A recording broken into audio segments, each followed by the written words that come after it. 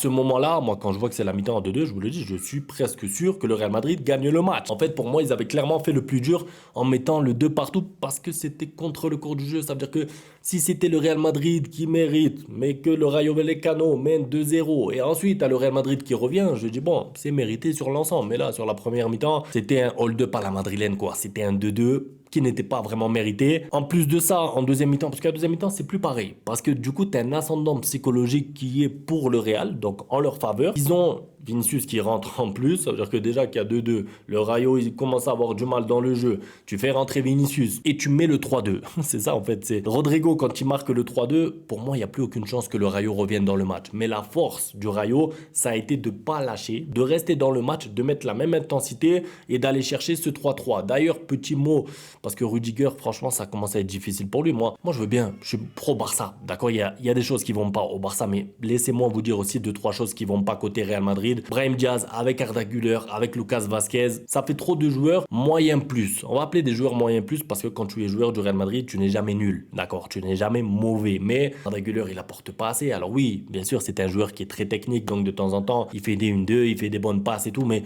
physiquement, déjà, il se fait manger. Sur les coups de pied arrêtés, c'est difficile. Lucas Vazquez, moi, si j'étais madrilène, je lui en voudrais pas parce que, bon, il dépanne. On sait que normalement, c'est Carvajal, il a les ligaments croisés. C'est difficile pour lui aussi. Mais en plus de ça, je suis désolé, la charnière centrale. La charnière centrale du Real Madrid, quoi, t'as Rudiger, il est tout le temps hors de position. Quand il est bien placé, il met du temps à réagir. Moi, je pense que sur le troisième but, il peut réagir plus vite. Sur le troisième but du Rayo Vallecano, bien sûr, je parle. Rudiger aurait pu réagir, aurait pu essayer de couper cette trajectoire. Et c'est là aussi que tu vois que côté Barça, au côté Real, quand tu changes un petit peu des joueurs, 2-3, bon là, c'est normal, vous allez me dire, Vinicius remplaçant, Mbappé pas là. Mais c'est un petit peu ce qui s'est passé au Barça aussi à un moment où il n'y avait plus de Lamine Yamal. Après, bien sûr, le Real est dans la réaction, en fait. C'était un Real à réaction. Ça veut dire que quand ils perdent 2-0, ils réagissent, ok, ils reviennent de 2. Et ensuite, quand il y a 3-3, ils réagissent, ils se disent, ah, on doit les mettre le quatrième pour gagner le match. Je pense d'ailleurs que s'il y avait 2-3 minutes de plus au temps additionnel, le Real Madrid aurait remporté ce match parce qu'ils ont eu pas mal de situations sur la fin. À un moment, Vinicius tout seul, la tête.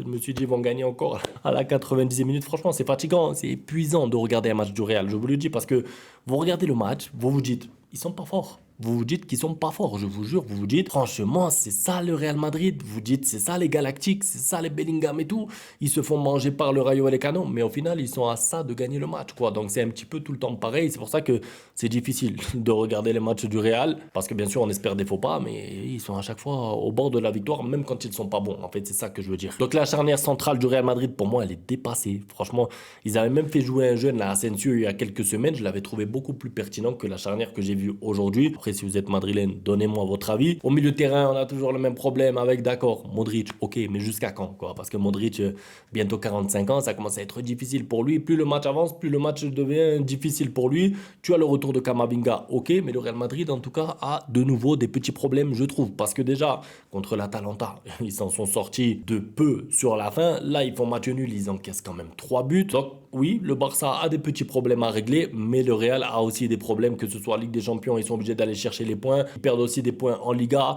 Il y a l'Atlético Madrid qui est pas loin, je veux dire. Voilà, tout reste à faire. Je crois qu'il y a Mbappé qui sera de retour pour la prochaine journée de Liga, mais Vinicius ne sera pas là. Il sera suspendu et c'est un petit peu comme le Barça, ça veut dire qu'il n'y a pas vraiment de remplaçant au niveau des titulaires. C'est un petit peu normal, mais si tu enlèves Vinicius, tu n'as aucun joueur capable, en tout cas sur le banc, de faire mieux que Vinicius ou de faire aussi bien que lui. Bref, en tout cas, moi, je suis content. Je vous le dis, match du Barça demain et le Barça qui peut du coup rester en tête, si on peut dire ça comme ça. Il faudra gagner contre les Ganes, bien sûr, et attention à l'Atlético Madrid aussi, je vous ai dit. Merci pour le soutien, à demain pour la suite, ciao.